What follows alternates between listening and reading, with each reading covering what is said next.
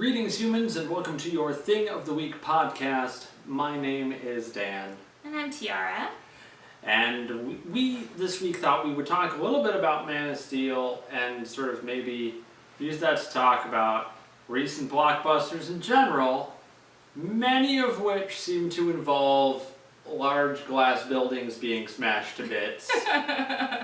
Yeah, Man of Steel came out a couple of weeks now, so if you have not seen it, then consider this your spoiler warning. And if you haven't seen any other big summer movies like, I don't know, Avengers from like last year. Yeah. This might not be the episode for you, but if you have seen these things and you're interested in what we have to say, or you just like don't care about spoilers, then you please feel free to continue to watch. Yeah, because we are going to spoil the crap out of Man of Steel. That's my goal. Yeah. Man of Steel, some people really liked it. I laughed a lot during it, which I'm not sure was the intention.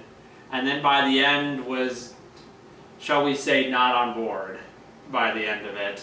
Like, I've seen bad movies, you know, it wasn't like a Stephen Sommers movie or something. It wasn't terrible from that perspective, but it was just made by people who didn't seem to find any joy in the material. I think my biggest problem with the movie is the entire climax of the movie. First of all, of course, it's a summer movie, so, you know, it's a lot of action, you know. Which there should be in a Superman movie. Yeah. But the thing is, when Superman is fighting Zod, like, they pretty much destroy the entire city of Metropolis. Like, they punch each other through several buildings, which fall down and collapse. Yeah. And there's already a giant crater before they start doing that. And it looks like September 11th. Like, they're trying to make it look like September 11th. And I'm not sure why. I don't know. But the thing is, they never really kind of acknowledge this. They you know, you see people running away from things, but they act like there's nobody in all of these buildings. I mean, come on. There was no, like, anything like, even a line that was added in later saying, okay, sir, we've told the city to evacuate, and all these buildings are empty. No, thousands, maybe millions of people died while Superman was fighting, and then, like... He, like, kisses Lois Lane. Nobody says anything. It's like, he saved us. Yes, he saved you three people who are standing right there. Which is Perry and then two other news people from the Daily Planet. So it invoked all of it, and they never even acknowledged. They didn't acknowledge, you know, the fact that people probably died. And, like, my gut reaction to this would be like, okay, so there's this alien guy that was here. These people attacked us because of him. Yeah. And all of this destruction happened because of him. Fuck this guy. Not the whole, now he's like Tony Stark, Iron Man, downing drones and, you know, being too cool to be followed by the government. Oh no, tee-hee, he's kind of hot. No, I don't really feel like that should be the reaction. The reaction should be like they kind of did like a, you know, senator for Metropolis or whatever says, how is he going to pay for all this destruction? Yeah, that should be the reaction. Or should you get the F off our planet because look what you did. And like, I'm sorry, but Smallville was like totally flat. Yeah, Smallville was totaled. Yeah. After their fight in the parking lot of the 7-Eleven between Superman and Zod. Yeah, so it's kind of, you know, I don't like, and okay, so there's all of that. And then there's this thing where, you know, Superman kills Zod. And, I mean, in a way that's understandable because he was trying to kill that family in the museum and there's no way that he would have stopped. And yes, he had no choice. But the thing is, like, Superman is supposed to be this, like, person with these, like, superior morals and things like that, and like you get that kind of feeling of that's what the whole flashbacks with Paul Kent was supposed to be. Yeah. But like he is upset for like 2 seconds. Yeah. And then Lois is there. Yeah, so. And then Lois like pats him on the head and then suddenly he's off to become a reporter. I'm not one of those people who's like, oh, you can't change anything about Superman and he doesn't kill anybody and all that stuff. My problem with it is not that they did it. My problem is they did it badly. Like, if they were trying to be, oh, Superman's changed, he's more dangerous now, it didn't feel that way because they kind of set it up that he had to do it. Like, what was he supposed to do in that situation? Right. He was supposed to do exactly that thing. And I did like many of the other changes they made. I liked that it felt, you know, he instead of being sort of the cool football player in school, like the way he was in Smallville, he felt more like the, It's kind of like an outcast. Yeah, it felt like he had autism at some points. In other parts, it was obviously a metaphor for, like, coming out. Right. You know, and so I thought that stuff was really interesting. I liked that things were hard for him. I liked that he was, like, yelling with how hard it was to hold up the oil rig. Like, nothing was ever hard for Christopher Reeve's Superman, I feel like. Right. You know, so I liked those things, but I think they tried too hard to be like, he's New Millennium Superman, he kills now. But the way that they did it was like, well, of course he did. Yeah. You know, so it was just, the whole thing was badly handled. And also, okay, so, like, he kissed Lois Lane in front of Perry and, like, the two other Daily Planet people. When he goes to work at the Daily Planet, she's the only one that recognizes him. Did she even recognize him? I just found that confusing, first off. I think she did. It was kind of ambiguous, but, like, she knows who Clark Kent is. Yeah, like, She that's what did the made it so reporting. confusing. Like, I was like, what is happening right But, like, now? the other people didn't. Like, no, you could, like, the coy glance or whatever that they did between them. That was, like, to signify that Lois knew that who he was and that he was doing that. But, like, the other people didn't recognize him at all. This guy's face is plastered all over television. Right. You guys are the worst reporters ever. You should be ashamed of yourself. Right. Perry should resign as editor-in-chief or whatever he is and, like, go do something else because they are horrible at their job. Like, I understand that's almost one of the central conceits of Superman, is that Lois doesn't recognize him because he's wearing glasses as Clark Kent. Right. But the whole movie has, like, been grounded in this reality, and they do it at the very end. Right. Like, if they're doing it for the whole movie, I'm almost willing to accept that as, like, the reality of the movie. Right. But that wasn't the reality the movie set up. Right. And it just seems like you were all really stupid, and I am very confused Yeah. at the end. One other thing I want to talk about was Kevin Costner in this movie, who is fine, Yeah. you know, when he's in it. And then he has his last scene when he's killed by a tornado while saving the dog, which Superman could have done. Yes. You know, but he doesn't want him to come out to everyone or Right. whatever. So he does this, no.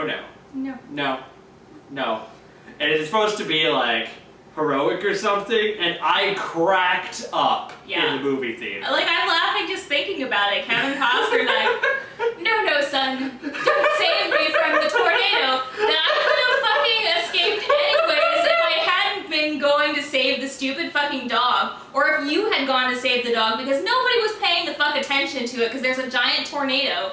You could have used your superpowers and gone and done it. Right. But no.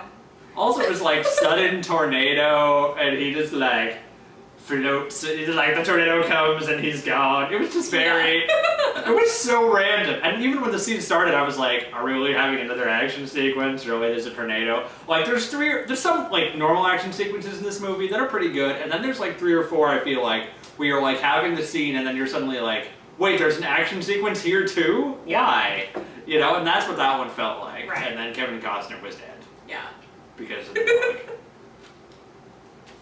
dog. So, but you said you wanted to also talk about some other kind of summer movies. yeah, so, I mean, and it kind of goes along with some of the stuff we were saying earlier about... Okay, first off, can we have a summer movie that doesn't feel like they're somehow invoking September 11th without saying anything about it?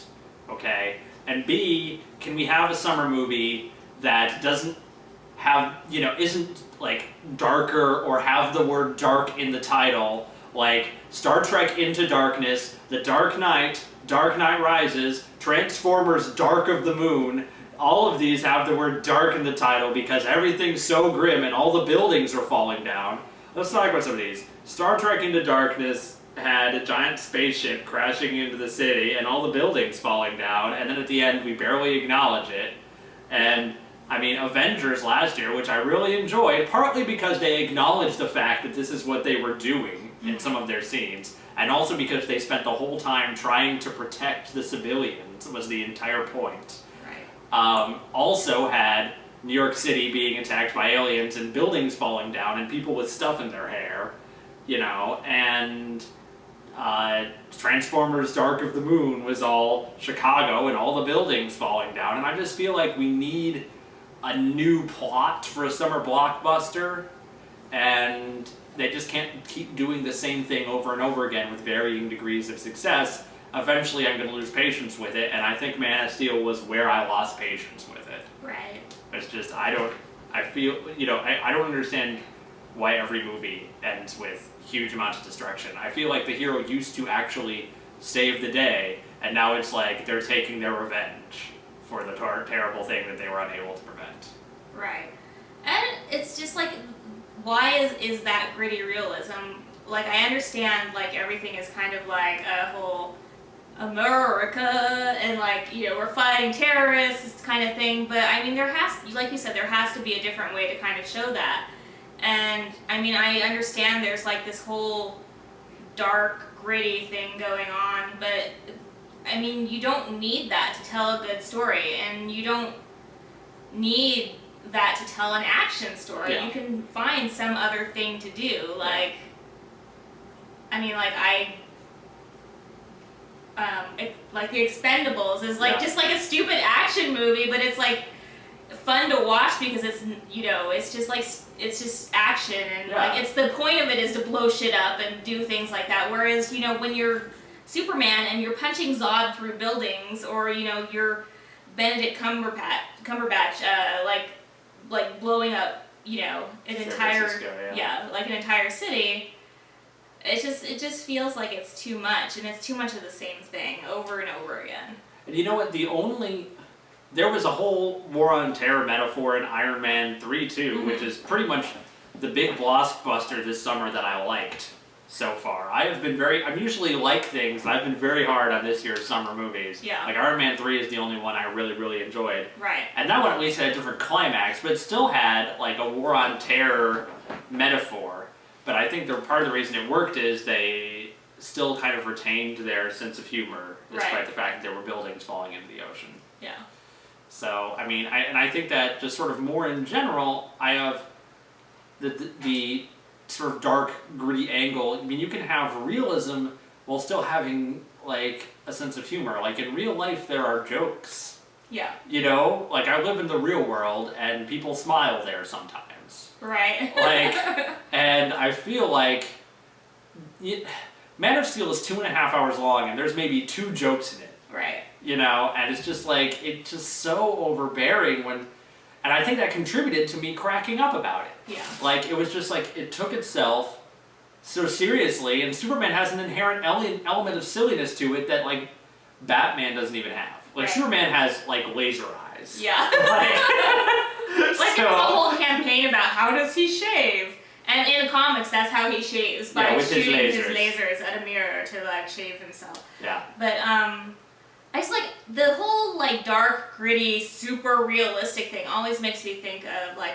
a bit that Patton Oswalt did in one of his stand-up comedy things, where he's talking about how, like, movies are becoming so real, and eventually, like, things that happen in movies like ninja attacks are going to happen, like, start happening in real life, and your whole life is going to be explosions and ninja attacks and things like that. And when you go to the movies, it's going to be like some guy doing his taxes, and people are going to come out and be like, that wasn't realistic at all. Where were the ninjas? You know, and it's just like, you know, I understand the need for, like, realism, but I think the idea of what Hollywood thinks is realism is not necessarily real. Yeah. And I mean, the Man of Steel kind of felt like a movie by the people who did Dark Knight Rises, but with, you know, a different character and, like, also weird action sequences. Yeah. And I feel like there's this, like, trend lately where it's just like there's things happening, and things happen to the main character so that you know that the main character is flawed, but there's no consequences. In Star Trek Into Darkness, there's that whole thing where Kirk breaks the Prime Directive and he doesn't report it, but Spock does, so Kirk gets in trouble. But he's only in trouble for maybe 5 minutes out of the entire movie before they forget that he is like a horrible captain because he is inexperienced and like didn't even graduate from Starfleet or whatever. And then like, then he becomes captain of the Enterprise again. And it's just like there's this whole trend of that where, you do all these big spectacular things in order to create plot, and then there's no consequences or no dealing with those particular things. Yeah, and I think in a lot of ways, many of these recent movies have had very similar plots where, something big bad thing happens and the hero has to get revenge for it. Khan kills everybody at the thing, and then Kirk has to go get revenge for it, and Bane takes over the city, and Batman has to come back and get revenge for it, and Iron Man's house gets blown up, and he has to come back and get revenge for it. And yeah. It just kind of keeps being how it works. Mm-hmm. And again, I feel like the hero used to save the day instead of trying to get revenge for some horrible thing that happened. Yeah. And I feel like they need to try that one, maybe at some point. Is my thought.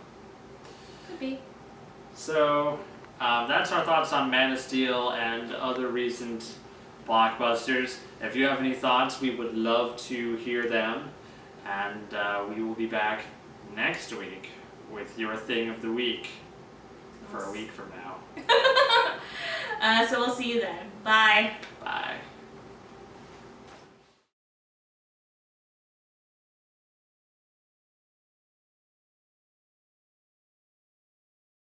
It's 2.5 hours long. Ow. Sorry. Are you okay? Mary is. Oh. Sorry, everyone. I was really trying not to.